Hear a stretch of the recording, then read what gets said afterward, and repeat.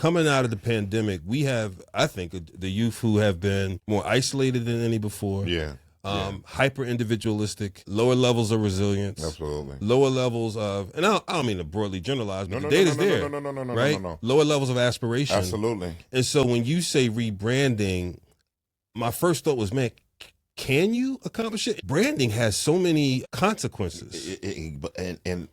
My thing is, branding was always Yahweh's idea. Yeah. Like, that's what Leviticus is about. The whole book. It's about them being a distinct nation. That's like, and the law was God's branding technique to draw people to himself. Right. You know, and so even Jesus goes back. I mean, that's what, when you go to the Sermon on the Mount, right after the Beatitudes, I mean, all of that's branding language. When you get to when Jesus talked about, he said, "You're supposed to be the salt of the earth. You're supposed to be a light on a hill." Then he said, "You heard it said, but I say to you." And but then he says, branding isn't merely, and this is what Jesus wanted to do. He said the Pharisees are about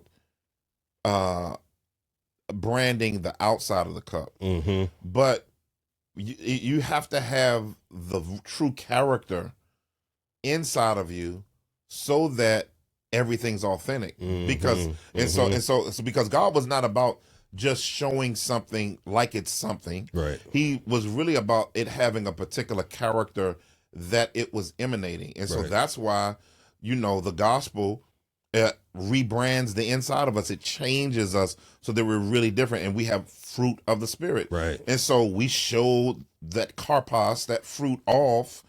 And that, like, so when I meet a Christian, I should meet patience. I should meet love. I should meet. There's certain things, right, that I should meet. If I go to Eddie V's up in King of Prussia, there's a dress code, but there should be a food standard there. In other words, if I want a medium steak, it shouldn't come out well done. Right. You know what I'm saying? So because there's a particular aesthetic, but there's also. You can have aesthetic all you want but if the food is bad, right? So you got Ruth Chris right now. You know, I don't know if you know what's going on with Ruth Chris. No, I've seen it. So Ruth Chris is like everybody. It's like a whole thing on TikTok, Instagram with Gen Z.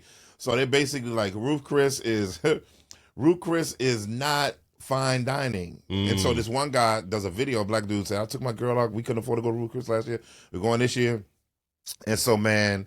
He said, I look around and dudes are sagging and dudes, and it goes viral to the point to where Ruth Chris had to respond and basically say, yeah, we're going to have to basically raise our standards on how people look when they come into our restaurant because it was affecting people's experience with the food and with the and I think that is so tangential to the church.